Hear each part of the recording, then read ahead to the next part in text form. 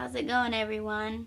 I'm back with another video for animal health. Right here I have my guinea.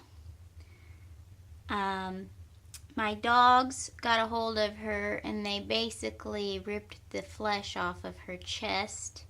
So she doesn't have any skin. I'd say about a 2-inch diameter area on her chest.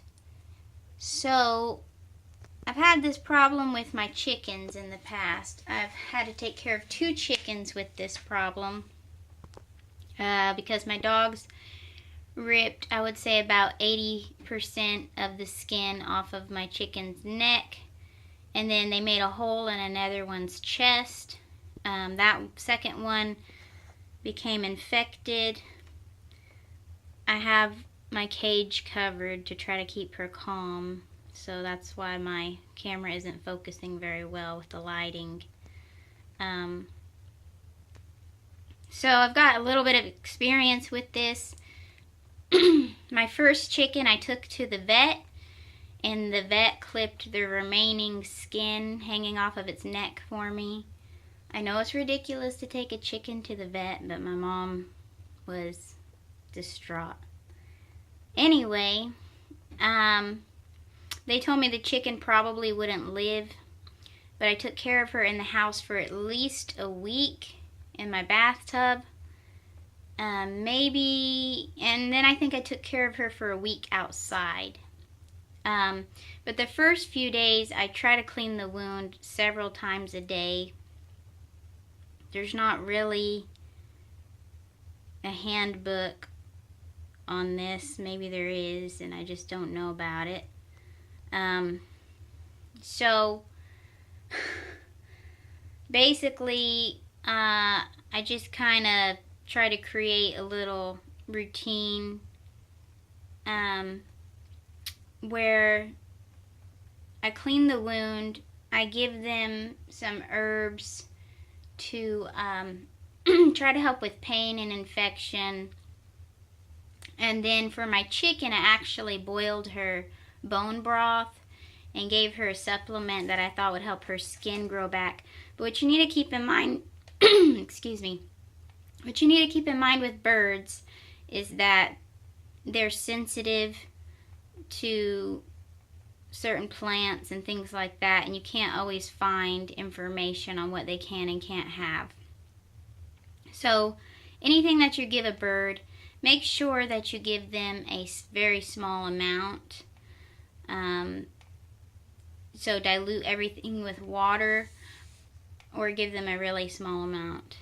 So because these wounds are open flesh, what I've done is I made saline water, which I boil about a teaspoon of sea salt or Himalayan salt in bottled water and let it cool.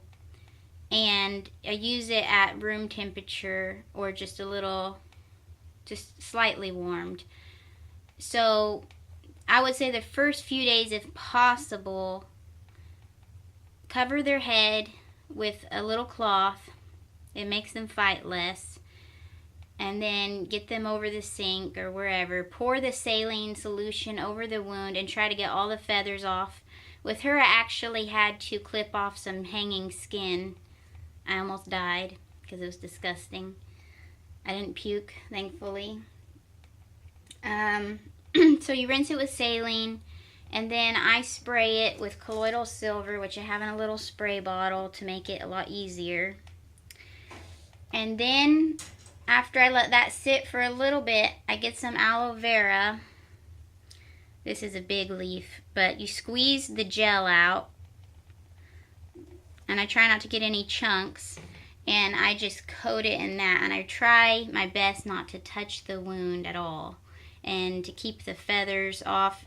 It seems like if you don't keep it moist, then the feathers get stuck to the wound, and that's going to be more painful, I'm sure. So after that, I'll give them a little silver in their mouth, just a little tiny bit. And I might dilute some valerian or chamomile tincture. I might dilute that down and give them a little bit of that to try to help with their pain. Looks like she's in pain right now, or she's scared because she's kind of shaking, but I don't have anyone here to help me with this bird. So this one's going to be a little tougher because I don't have anyone to hold her for me. So I'm not going to be able to clean her off as often and give her silver and all of that very often. But she seems to be pretty strong still. She destroyed my bathroom yesterday. All of my plants that were in my bathroom window are now in the bathtub, so that's why she's in a dog cage. And I'm keeping her in the house because outside she'll just get her wound covered in dirt, and it's warmer in the house. So it's a lot easier if you can keep them somewhere in the house or someplace that's clean. Her cage, this is how dirty it is just from last night.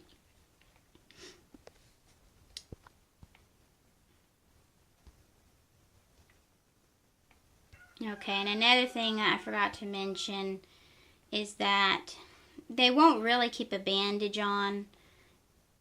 With my chicken, I was able to kind of make a band-aid to go around her neck for a little bit. It didn't do a whole lot of good. I tried to keep her neck clean when she was outside. I made her a scarf even out of a baby sock, and she tried to eat it. But if you need to make a bandage, you can take an unscented feminine hygiene product, aka a pad, and you can use that top side of it. And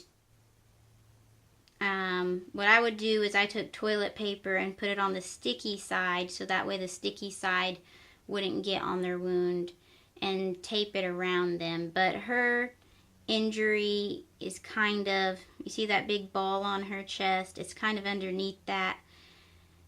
So she's not going to leave it on unless maybe I wrapped her all up really tight, but I don't think it's worth it. I think it's better to just let it stay dry, and she's in a clean enough place that it's fine. So make sure when you do give them herbs, like I said, very small amount. I mean like diluted, a quarter of a dropper diluted. Just a very small amount. Because they're so small and they are very sensitive. And if you can, look it up and see if that animal can have that plant. Just Google it. So yeah, I think that's pretty much it. My chickens, both of them survived. I believe the colloidal silver saved the second one's life because it had such a bad infection in its chest. It was black. It was so infected. So if you have any questions, feel free to ask in the comments. Like this video if you found it useful, and I'll try to find something else helpful to film next time. Alright, that's all. Peace out.